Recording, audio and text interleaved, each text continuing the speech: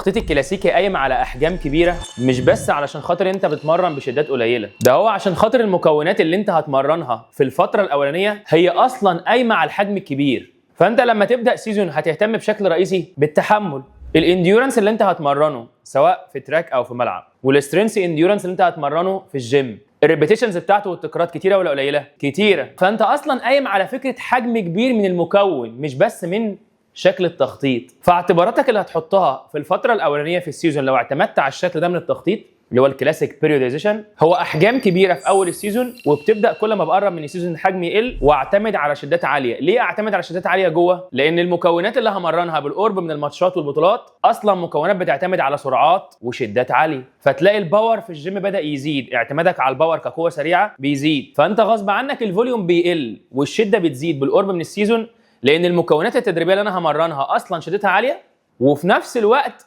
الفوليوم اللي انا قاصد انه يقل قبل السيزون. دي حاجه مهمه عشان الفتيج يقل معايا، فتخش السيزون بتاعك وانت فايق لانك قللت الفوليوم قبل البطوله على طول.